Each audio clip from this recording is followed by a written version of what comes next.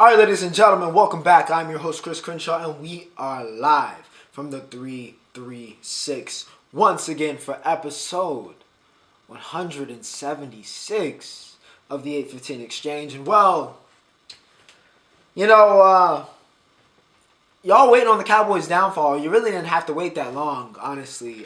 So if you did not enjoy my, gloating last week, then this is the episode for you. Of course, we got UFC 296 as well, so if you're here for that, we got that kicking us off. And we did have the last leg of the group stage of the Champions League. Bowl season has begun. We got some stuff to talk about in the Roundup. We had one of my favorite shows of the summer come back for season 2 in Reacher to talk about in entertainment. So yeah, we got plenty on tap for this week 176. As always, remember to like, share, and subscribe if you guys are enjoying the content. And as always, everything you're looking for can be found in the description. So my social media links, you want to follow me there, all can be found in the description and in the outro. And of course, timestamps are embedded into the video and provided in the description below. But without further ado, I said we were kicking it off with UFC, so let's go to the fight game as we did have UFC 296. And ladies and gentlemen, Colby is still up. Simply put, alright, Rocky beat the brakes off of that boy for really 3 rounds, and then I'll give Colby the last one. But he's delusional, which I kind of get. You got to be delusional to have the character that he plays, even though he wants to claim it is not a character at this point. Which, I mean, if it's not a character, then you're just a terrible human being, which, it's one of the two. But Colby's finished, okay? He's finished. He's done, all right? Even the, caricature of, a racist, Trump-loving American that he likes to play, that character, which, once again, he says is not a character, since everybody says it's a character. It's very clearly, I would hope, a character, and you're just not that, horrific as a person. He's done. You're 36. You're famous for losing. Let's be honest. Colby Covington, at this point, is famous for losing. In the actual sport, besides, the person he plays online, he's famous for losing now, right? He's famous for almost beating Kamaru Usman. He's famous for losing now to Leon Edwards. You're 0-3. It's never going to happen. You're done. Now, maybe Dana will keep you around so you can lose, 5, 6, 7 in a row while you fade into obscurity. But you're done. You're not even going to make the Hall of Fame on, some Cowboy Cerrone stuff. You're done. All right? Now, you get to fade into irrelevance. You got one more, political cycle to play this thing before you end up on, Turning Point USA to do, little speeches. But that's it. He's done. I found it kind of crazy, by the way, that he said all of his haters are doing worse than him. Don't know about that one, especially since one of them definitely just beat you, and the other one also beat you twice. And I know a lot of your haters are definitely richer and doing much better in life than you. So I just found that crazy. But yeah, Colby looked like a shell of himself, even as a fighter in this. Very passive. Very, very passive. We know Colby Covington for 2 things: his pressure and his cardio as a fighter. Cardio, we saw. Pressure, none. All right? I'm not going to say... Now, Leon Edwards is a tremendous, as if you watch the broadcast, they said about 15 million times, is a great striker. All right? He's clinical. He's very precise. And, of course, we know he has power. Headshot dead, pound for pound. But Colby Covington was treating him like he was Francis Ngannou in those first 3 rounds. All right? It was it was almost like he was trying to do an Izzy counter-attacking style, but it just wasn't working, and I don't know what it was, or if he was just off guard, or if he was just rusty. But he did not look like the same fighter at all in those first 3 rounds. Of course, he picked it up a little bit in the 4th and 5th. And honestly, the only success he really had in this fight was when, he had a little bit of pressure, but when Leon, purely off of ego, just to show that he would grapple with Colby. And at certain points, out-grappled Colby Covington when wrestling is supposed to be his big thing.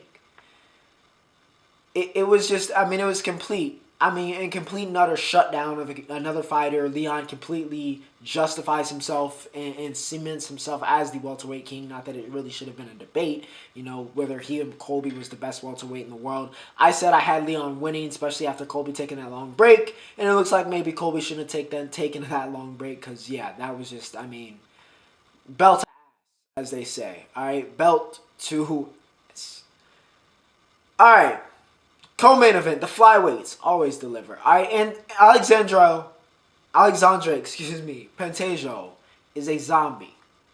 Actually, he's not a zombie. He's like a cannibal. I don't know how to describe it, but it's just this it's crazy to watch. He looks like he's tired after it looks like he's blown himself up, exerting himself with the constant pressure and just constantly going for it.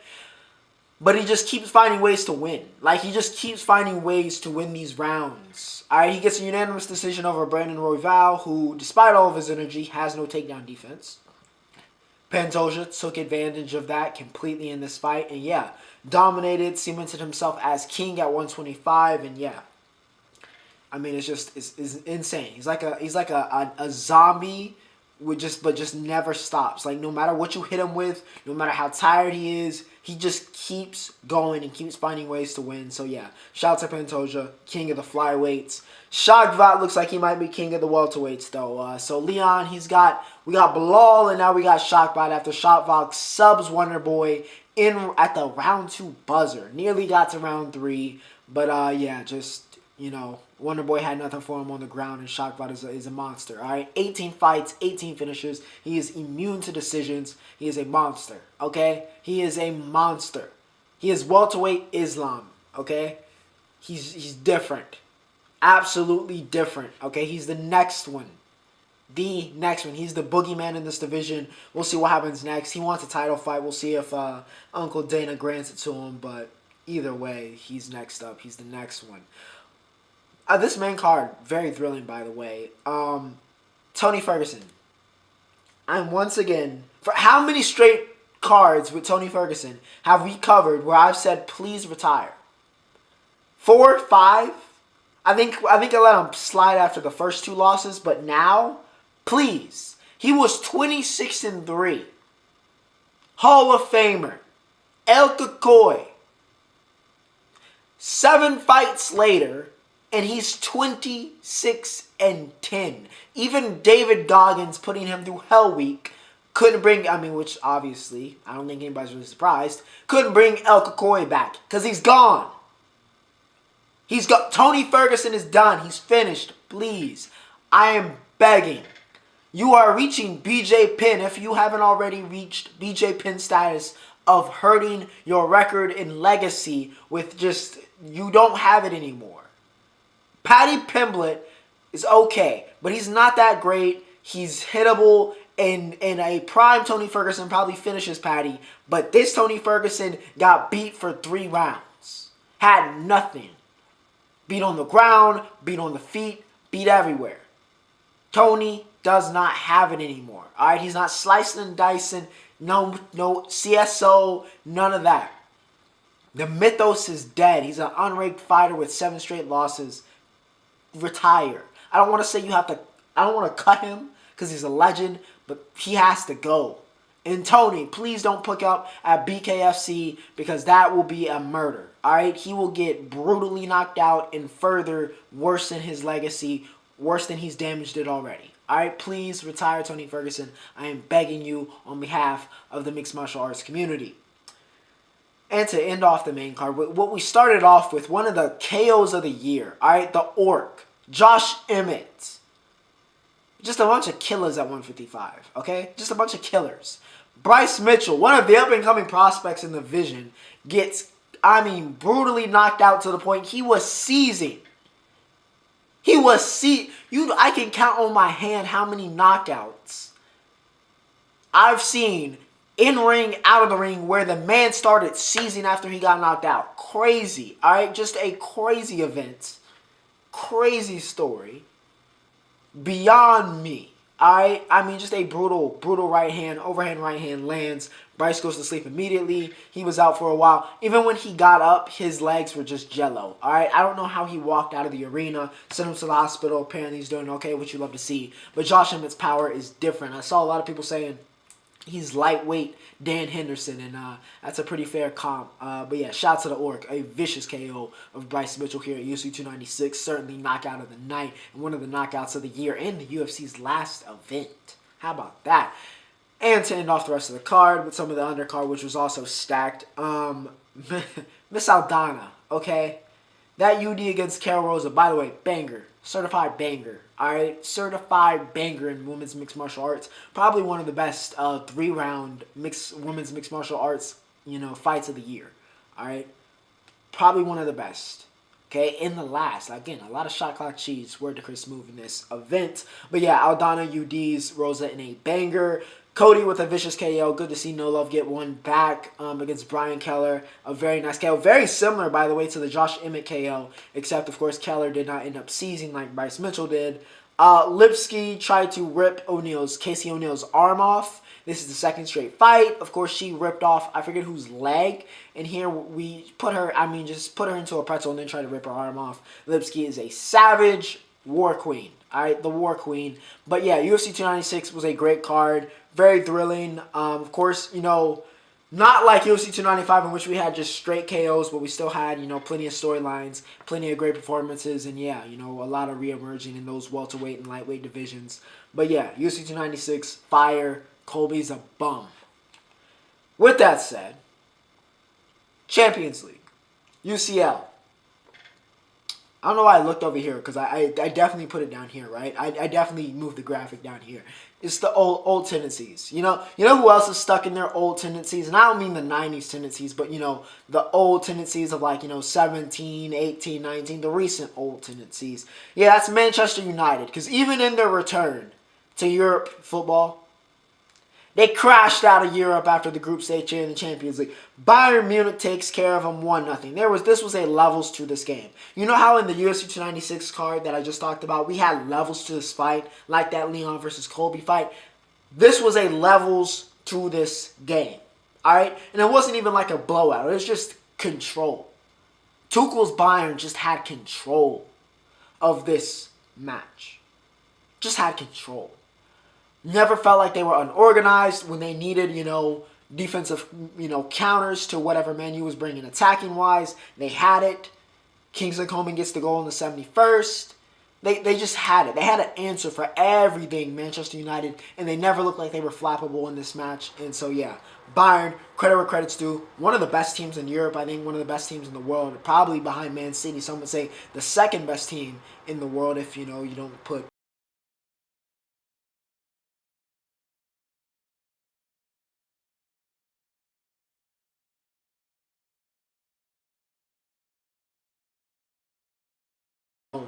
the knockout stage. You were probably hoping for Europa League. I mean, they don't even get that. So, yeah, they crash out of Europe in not great circumstances. But I will say, as much as Man U has struggled recently after they look like they might have got it back on track, Garnacho is still hooping a little bit. So, yeah.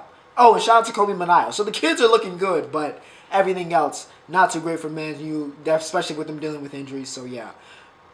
Group of death.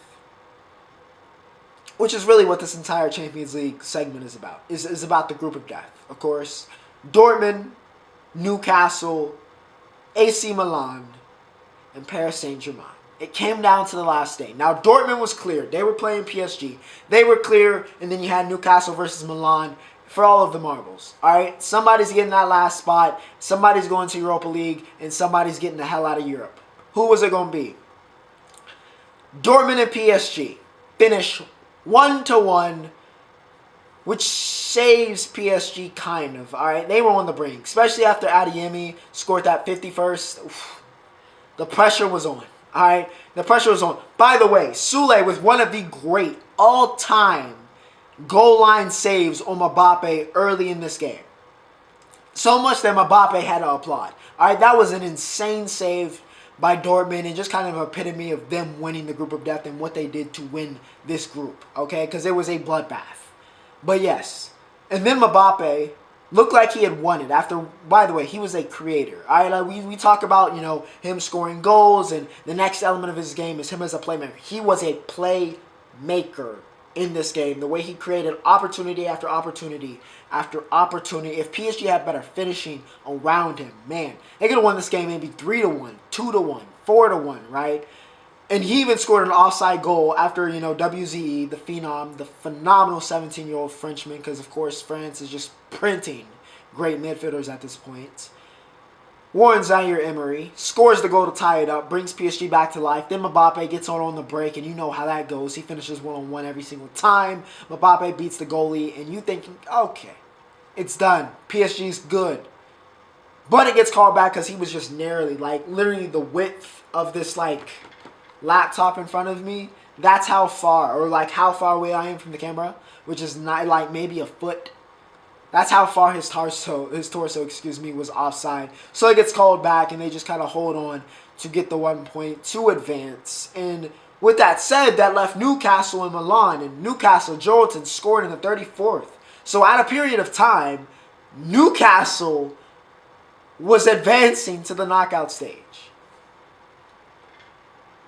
And then it just all went wrong. Christian Pulisic scores to tie it up, knocks him down in the Europa League, and then Milan scores. Chucky scores in, I think, the 83rd minute, and Milan is now booked the trip to the Europa League. And Newcastle goes from going to the knockout stage to out of Europe in 45 minutes. I mean, a horrible week, by the way, because we talked about last week, right? That Sunday matchup was against Spurs. Crashed out there. I don't know what they did this weekend, but crashed out against Spurs. Then they crash out here against Milan. Just a rough week for Newcastle. One they will want to forget. Yeah, because Milan comes through clutch. Pulisic, by the way, has been phenomenal for Milan. We love to see that as an American.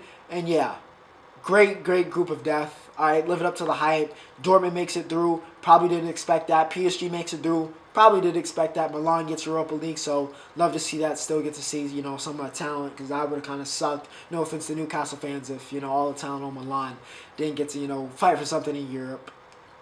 But that's how it bounced. Also, before I close the segment, Sevilla finished last in the Champions League, their group, so they don't even make their Europa League. So Europa, you're safe. You're safe from the winners who win it every other year. All right, ladies and gentlemen. ENT, Entertainment. We did have a show this week. Really quiet week once again. We do have The Iron Claw, which I don't know if I'm going to be able to see, but I do want to see that movie about the Von Erichs.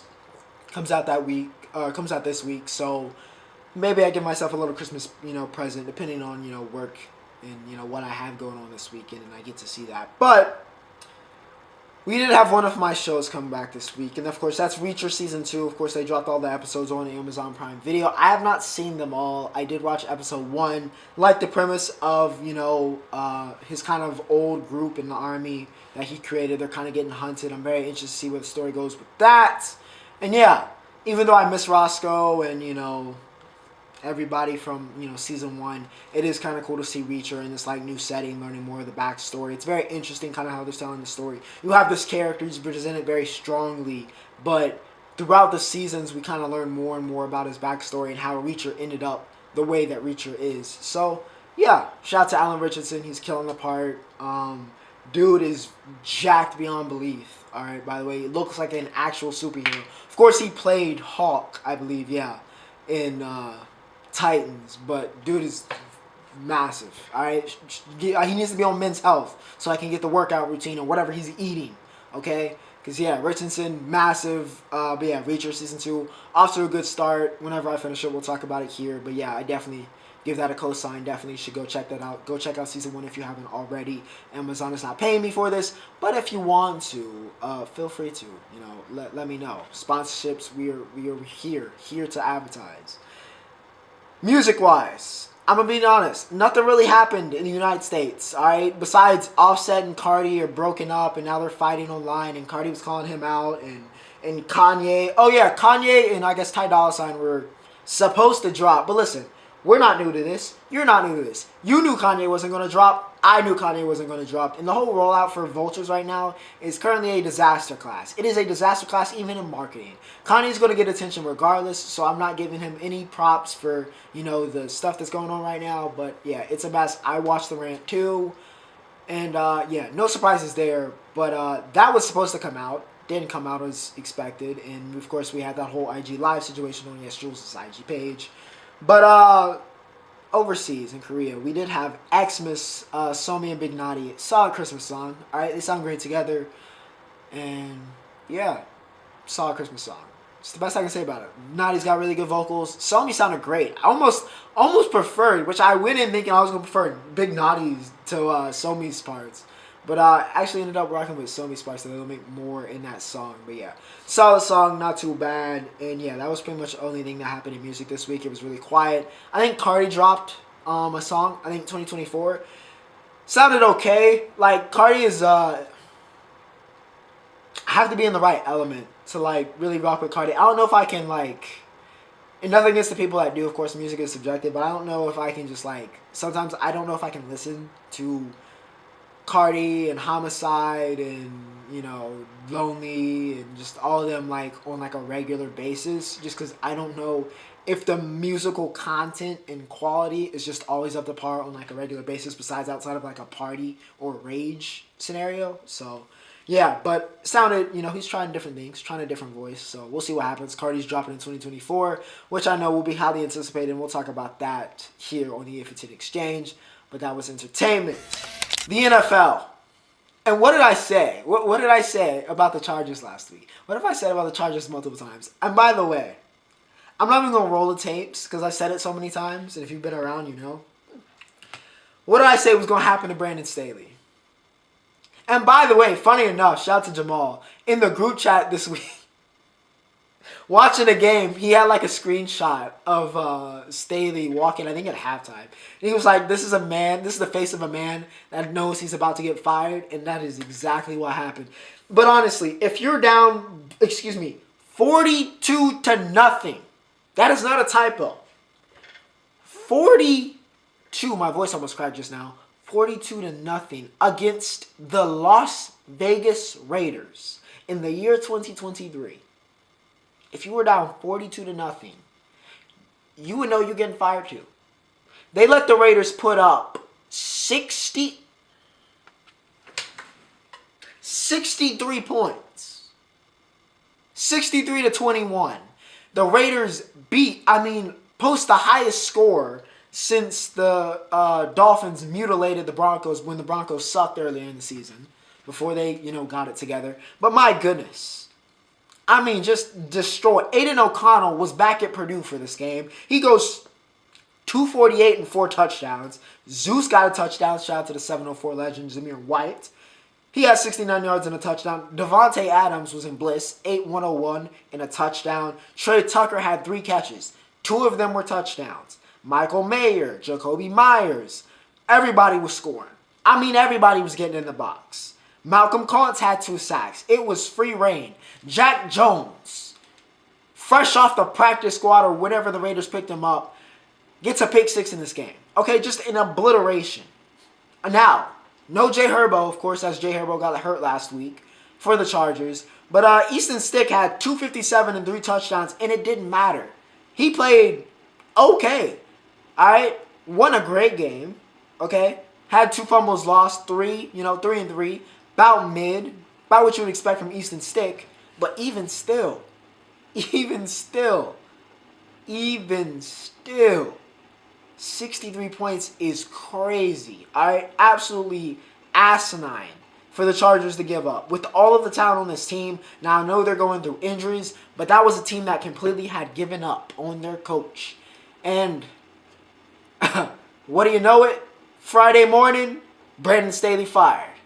Defense coordinator fired. GM fired. All of them fired. They cleaned house after this. All right, they got tarmacked. I don't even know if they made it to LAX. All right, just a complete and utter demolishing of the Los Angeles Chargers by the Raiders, and one that we will certainly remember from this season. The Bengals and the Vikings. All right, the Jake Browning revenge game, overtime game. Evan McPherson knocks it down, 29-yarder. But yeah, like I said, this was the Jake Browning revenge game. And by the way, the Vikings were up 17-3 at halftime. Or actually, not even 17-3 at halftime. They were up 17-3 going into the fourth quarter. I thought this game was over. And then T. Higgins happened. T. Higgins happened. I know he's been injured this year. He hasn't been, the best. Now, Browning got bailed out. As much as we said this is the Browning revenge game for him getting cut by the Vikings. T. Higgins, for all intents and purposes, that in that fourth quarter at the end there should have been a pick. But then T. Higgins said, you know what? I'm him. Ball skills out of this world. Goes up, steals it from the first DB, and then as he's getting tackled, he's got this 6'8" wingspan, hoinks that right arm back and gets it over the pylon in one of the best plays of the year. That ties the game to help send it to overtime after Evan McPherson hits the extra points. And then they go into OT and close the show. Just an incredible series of events after the Vikings looked like they had it in the bag. But as I always say, ladies and gentlemen, you have to put teams away. The Vikings did not. All right? Did not put the Cincinnati Bengals away, and they came back. They fought back. They were at home, said, we got to protect the turf. And they held it down. Bengals get the win, 27-24. Colts, Steelers. I'm just glad Michael Pittman is okay. All right, that's the major thing from this game. All right, I'm just glad Mike is okay. All right, he had 4 receptions, 78 yards, but that's not what we're talking about him. That hit from KZ was crazy. All right, he tried to decapitate my boy. Tried to decapitate him. But glad that Mike is okay. Probably gonna be in concussion protocol, of course. But the Colts are 8-6, slowly but surely. Little playoff team. Minshew, he's one of the best. I will say this about Gardner Minshew: he's one of the best backups I think in the league. I think the stats and the numbers back it up as well. He had 215 and 3 touchdowns in this game. The Steelers couldn't find a way to win this one, but yeah, Minshew.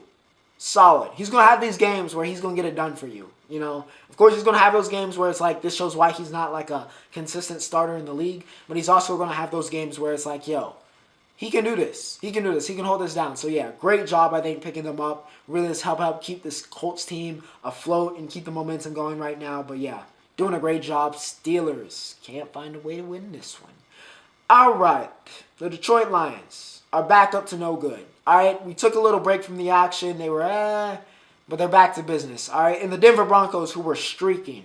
All right, they were streaking, not literally streaking, but they were on fire going into this game, and the Lions just completely shut that down. Okay, 42-17, dominant performance from Jared Goff, 278 and 5, not 1, not 2, not 3, not 4, but 5 passing touchdowns for him. Jahmyr Gibbs had one of the best games, I think, of his young career, especially on the ground. Crossed that 100-yard mark with 100 exactly and a touchdown. ARSB was ARSB. 7 receptions, 112, and a touchdown. But, of course, ladies and gentlemen, if you were not talking about Goff or Gibbs or ARSB, this was the Sam Laporta game, who has clearly come out of the Iowa tight end factory and delivered yet another star for the league. 5 receptions, 56, and the hat trick, all right, from one of the best tight ends, this year. Forget rookie tight ends. He's clear. Even over my boy Jake Ferguson. He's clear. But just overall, tight end play, he might be an all-pro as a rookie. All right, Laporta has been great. Phenomenal this year for the Lions. Been a big reason for why that offense has cooked the way that we've seen them cook and the way they cooked in this game. Josh Pascal also had a sack, but yeah, this game was all offense. They controlled the game from the jump. Broncos were playing from behind early and often. And yeah, no cooking. There was no cooking to be. Lions dominate 42-17. Dolphins dominate the Jets. All right, the Jets got their one game, and then it was back down to the mean. Regression back. All right, no Zach Wilson in this game. They had Trevor Siemian, and that went about as well as you would expect. Yeah, went about as well as you would expect. Zach got knocked out of this game. They had 23 yards rushing. Not going to do much there. All right, the Dolphins, by the way, Cheetah didn't play, didn't need him. Waddle held it down, 8 receptions, 142 and a touchdown. Tua was okay, very efficient day. They had 6 sacks. Bradley Chubb had 3. All right, just a complete and utter belt to, as I said earlier when referring to Colby and Leon, belt to, okay, Dolphins dominate. Texans, Titans. You know what? I want to know. Okay, I'm going back and I'm looking at the play-by-play because I'm still confused on how the Titans threw this game. I'm still confused. Okay. They got a field goal. Fumbled the ball out of bounds. Okay. Will Levis fumbled the ball out of bounds. Because I actually had to go do something. I was watching this game, right? And then I had to go help my grandfather, so I had to leave the house. So when I came back, all of a sudden, the Texans were about to win the game. So I was quite confused on how the Titans went from about to score to 19-16. Will Levis, just great. Just great. And then they punted the ball a bunch of times because they're useless. And that is how the Houston Texans, from out of nowhere, by the way. All right, this game looked like it was the Titans to lose, find a way to win on the road, in the clutch. Case Keenum, by the way, not C.J. Stroud, but Case Keenum shows up big time for the Texans. They come through. Devin Singletary, though, was the catalyst here. 121 yards in an overtime. Some gashing runs against that Titans defense that looked tired. And yeah, just put it to bed. Put them in field goal position. And Kyabi Freiburg puts us to bed. And they get the win 19-16 and get back in control. Get back into that race with the Jags struggling the way they are with Trevor Lawrence injured. Texans back in the business. All right, they're back in business. Titans are the Titans. And that's all I can say about them. Baker Mayfield. Let me say it one more time. Baker Mayfield. Let me say it 3 times. Baker Mayfield. Let me say it 4 times for the amount of times that Baker Mayfield scored in this game. Baker Mayfield. Him of the week. I need to make that an official segment, by the way. Him of the week. He is him of the week. All right? A perfect, I think, efficiency rating, was it? Or was it a passer rating at Lambeau? First since Aaron Rodgers or something like that. Baker Mayfield was him. All right, 22 for 28, 381 and 4 touchdowns. All right, it was immaculate. Yeah, he had a perfect quarterback rating. I mean, just incredible. The Bucs are fine. They don't need a draft a quarterback, by the way. Baker is the answer, okay? 24 touchdowns this year, 8 picks, 3,315 yards. Good enough. 28 years old, good enough. A lot of people were down on Baker after the Browns got rid of him and, were like, yo, Baker doesn't have it anymore. But listen, from what I've seen and from what Bucs have seen and from their record and the fact that they are now leading the NFC South and are in playoff contention, Baker Mayfield is the answer. He was certainly the answer in this game. Chris Godwin had 10 receptions, 155. 4 different receivers scored on those 4 touchdowns, by the way. So, yeah, Baker did a great job spreading the ball around. Only 1 turnover, had a fumble, but besides that, like I said, near perfect. All right, near perfect game for him. Good pressure on Jordan Love, by the way, for the Bucs in this game. Solid pressure. He didn't really get too comfortable. Went 29 for 39, 284, 2 touchdowns. He wasn't bad by any means, but, one as comfy as we've seen him over the past couple weeks where he was a little bit on a little bit of a tear, honestly. But the Bucs defense did a really good job with that. The Packers defensive coordinator, like I said, I forget his name, but he's not that guy, okay? He is not that guy. That Packers defense has not been the same in a long time, and that's going to hold them back, all right? That is going to hold them back. Jordan Love can play as good as he wants to, but until they figure out that defense and some of the holes on this team, they will get exposed, and they got exposed certainly against Baker, Mayfield, and the Tampa Bay Buccaneers. They get the win 34-20. Saints and the Giants, all right? Saints get it done 24-6. All right, Jimmy Graham scored again. Derek Carr joined the 3 straight years of 3,000 yards club, which is kind of crazy. Or excuse me, 10 straight years.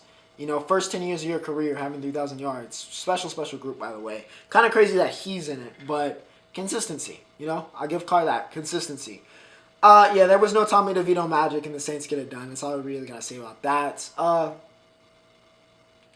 The Atlanta Falcons are the epitome of mediocrity. They're not like mediocre in the way that the Panthers are mediocre, but the Falcons are they're the epitome. If you look up mediocre in the dictionary for the NFL this year, it is the Atlanta Falcons.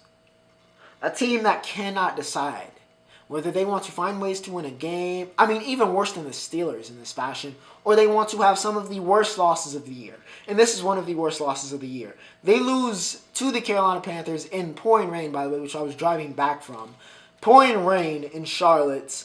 They lose 9-7. to the Panthers. And honestly, as Scott Hansen said yesterday, this might have been the most complete, a 9-7 game was the most complete game we've seen the Panthers lose, and the Falcons found a way to lose. All right, Desmond Ridder is just not that guy. They will be drafting a quarterback. Actually, they might not, because Arthur Smith sometimes is a fifth ball terrorist. All right, part-time. Bijan Robinson got 7 carries in this game. I don't believe Bijan got injured, by the way. He just got 7 carries. Okay, no other reason besides just didn't want to use him. Like, what are the Falcons? We know what the Panthers are. Oh, boy, do we know what the Carolina Panthers are. But what are the Atlanta Falcons? Sometimes they look like, they might win this horrific terrible NFC South. Other weeks, we're like, they should be a top 10 pick team. They are the epitome of mediocrity in the league right now. It is just, they are so hot and cold. And the highs are not even high. But boy, are the lows low. All right, they fall to 6-8 and get a horrific loss against the worst team in the league. Browns and the Bears. All right, 2 teams on the complete opposite of the spectrum record-wise after this game. And before this game, actually. The Browns are now 9-5. And the Bears are now 5-9. That should probably tell you what happened in this game, as Seth Rollins just decided to sign off from this game. Justin Fields sometimes makes plays. By the way, if you were on social media, by the way, you would have thought, this was one of those games where I go, Justin Fields is not the answer. He's not the problem, right? Or excuse me, he's not the problem. But he went 19 for 14 and had 2 interceptions in this game. Now, the Bears, weapons and receiving corps look very much so like the Kansas. Oh, we're going to talk about the Chiefs. Oh, we're going to talk about the Chiefs this week. Looked very similar to the Chiefs. All right, so they didn't really do him any favors. But he didn't really do himself any favors. All right, a struggle. A struggle to watch if you are a Bears fan. This was probably one of the games that angered you the most because it was a very winnable game, right? The Browns didn't win this until very, very late. Hopkins hit, the go-ahead to win the game. They're playing with Joe Flacco, who threw 3 interceptions in this game. You're thinking, this is a very winnable game. But still, for whatever reason, the Chicago Bears are the Chicago Bears, and they found ways to lose this game. The same way we've talked about the Steelers finding ways to win this year, the Bears continue to find ways to lose. It's honestly remarkable. Honestly remarkable. I would think you're cursed at this point. Because they just found ways to lose this game, and if there was a way, there was a will. All right?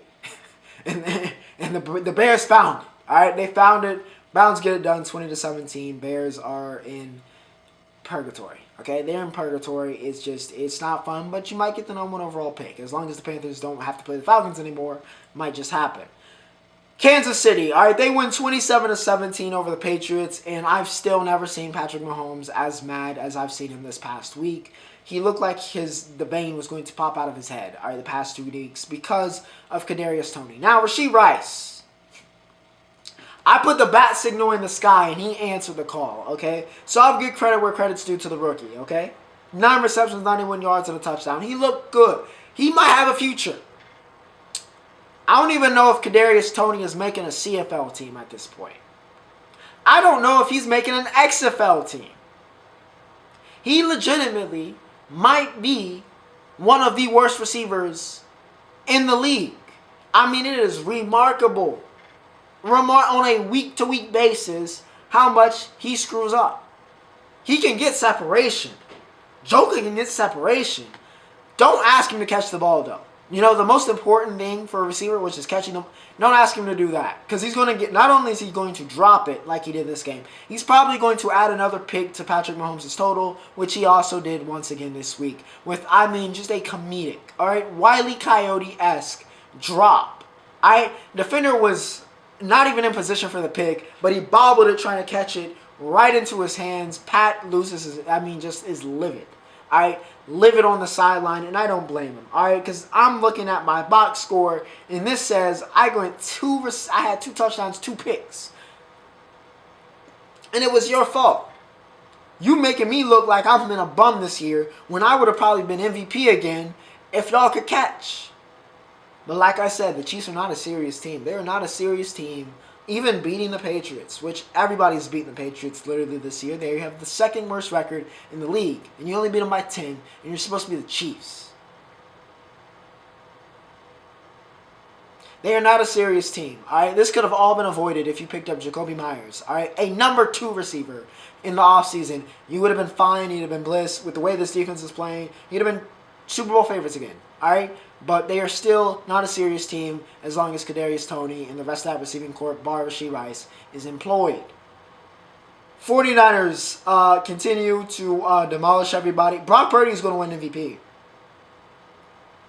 I mean, he really, it feels weird, okay? I'm not going to lie to you. And this is nothing against Brock Purdy, who has turned out to be a very good quarterback, okay? And it's a great story. Mr. Irrelevant to stardom, okay? He went 242 and 4 touchdowns. He had a great game. But it's going to feel very, very weird for me giving him the MVP or saying him the MVP when he's not even really close to being the most valuable player on this team. And not even really the most valuable player this year. Alright? In his own words, and I would agree, CMC is a better MVP candidate than him. Okay? And certainly Deebo Samuel's actual value to this team, and like I've said, the way they played with him and without him, makes him more valuable than Brock Purdy. But Brock played a great game, all right? And CMC was dominant in this game. He had 115 yards rushing and a touchdown. He also had 5 receptions, 72 yards, and 2 touchdowns. Shout out to whoever had CMC for their playoffs, because boy, oh boy, did he feed you. Deebo had 4 receptions, 48 yards, and 2 touchdowns, just adding to that total as he does seemingly every week. Javarius Ward had a great game against Kyler Murray, who did not have a great game at all. In fact, he got injured in this game. But Ward has 2 picks, 1 pick six. And yeah, this game was all 49ers. Cardinals trying to make a little bit of run, got some stuff in garbage time late. But yeah, this was all utterly and completely the San Francisco 49ers. Trey McBride continues to be a revelation, though. 10 receptions, 105, I think, in this game. But yeah, 49ers, they're the best team in the league. The Rams take out the Commanders after the Commanders tried to come back in that fourth quarter, but just ran out of time. Simply put, ran out of time. And the Rams hold on. Stafford continues to get back on track, 258 and 2 touchdowns. Cooper Kupp, 111 and a touchdown. Of course, a lot of that was off of that 62-yard bomb from Stafford. Kyren Williams continues. Where is he at rushing yards wise? Because he might, 953. If he keeps this up, bro, I wouldn't be shocked if Kyren Williams ends up stealing the rushing title. Because he has been, he was good at Notre Dame. I did not expect him to be this good in the pros. But I don't know if it's McVay and the Rams or what it is. But he has been just as good here for the Rams. So yeah, credit where credit's due. Jacoby Brissett went 8 for 10, 124 and 2 touchdowns after Sam Howell got knocked out of this game. And honestly, Brissett was miles better than Howell. Not saying that Howell needs to be benched, but it was the right move because they had a hell of a comeback in that kind of second half, especially in that fourth quarter. But like I said, ran out of time. Rams get it done. Darion Kendrick, by the way, woo, barbecue chicken in this game. Oh my goodness.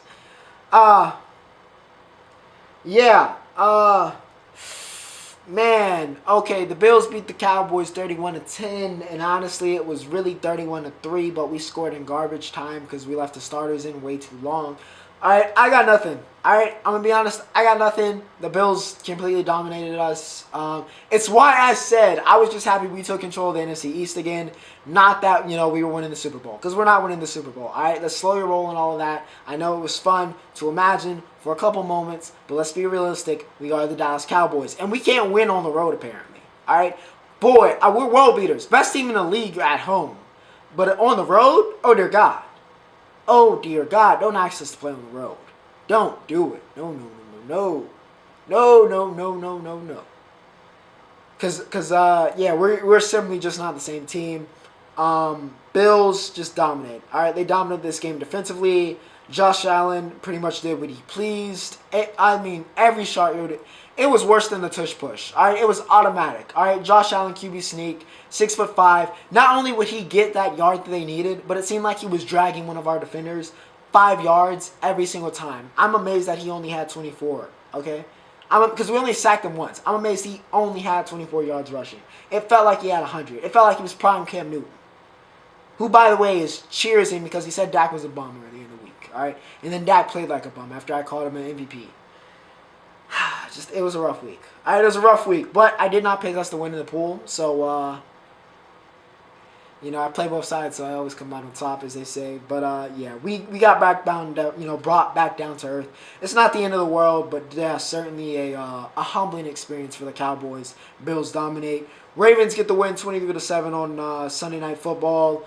Trevor Lawrence and Lamar Jackson had an anti-quarterback duel, which was thrilling at some points. And oh dear God, what are these two star quarterbacks doing at other points? Trevor, once again, jacked up on whatever drugs the Jaguars can find to make him not feel that ankle. For whatever reason, they keep trotting him out there. He had a fumble spree in this game. Two of them, one of them so explicit. I mean, one for the all-time, woes list for Trevor Lawrence. Just, I don't know how he fumbled that ball. Just seemingly lost, concentration or whatever it was. And yeah, they paid for all those sins. For all of them. All of those turnovers. They paid for every last one of them. Because they couldn't get anything going, really running wise. Besides Trevor, all right, Etienne has been very much so shut down for a lot of the second half of the season. And yeah, he was pretty much the only kind of source of anything going on. Defense didn't play bad, but they couldn't get that offense going. Credit where credit's due, however, to the Ravens defense, which has been great. Even without, Kyle Hamilton ended up playing in this game, by the way. Didn't know if he was going to play, but he ends up playing. He has 7 tackles, led the team. So yeah, Hamilton's been great. Ravens have been very, very good. By the way, 11-3. All right, 11-3. We need to talk about them as championship contenders, and certainly as possibly the alpha dogs in that AFC, because they have been that. Okay, Harbaugh and the Ravens get it done. Lamar has a shaky game, but in the end, it's enough. It's enough. All right. With that said, ladies and gentlemen, we have reached Roundup.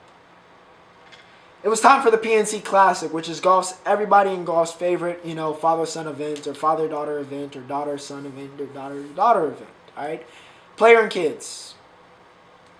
Charlie Woods update. He did win the state championship this year. He wasn't like the focal point, but he has a perfect golf swing. All right, him and Tiger finished 5th. One of these days, I want to see him win it. Maybe in the coming years as he continues to mature, and we see where he ends up.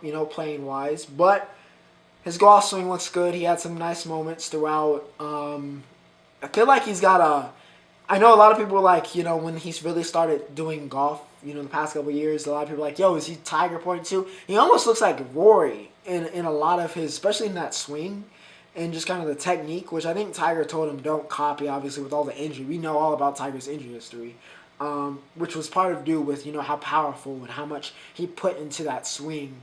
So, Charlie's looks substantially technically better, and yeah. Wishing for the best. We always love to see the kids of some of our past stars do well. So, yeah, wishing for the best for Charlie. Draymond Green got the death penalty. He got suspended indefinitely. All right, after he punched Jusuf Nurkic last week, he got the suspension this week. So, he's suspended indefinitely. Don't know when he's coming back. But you know what? Draymond has been a goon for a while. So, I guess this was a long time coming. Kyle McCord. All right, the transfer portal is on and popping. Malachi Nelson. Oh, that one hurts. Will Howard better be that guy, Lincoln. You better be able to Jalen Hurts that boy, because I don't know. But, yeah. Malachi Nelson into the transfer portal. Possibly more shocking.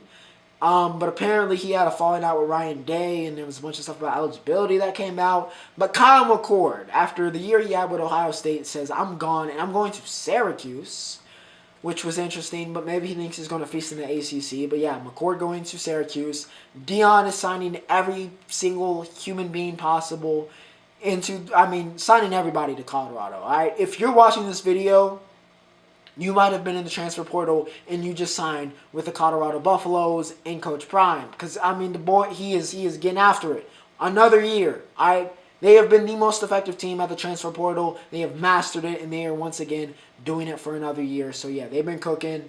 College basketball, we had some ranked matchups this past week. 1 versus 3, huge matchup between Purdue and Arizona. Purdue gets it done, probably takes the number 1 spot back. I don't know what the ranking said. Probably going to come out today, I believe.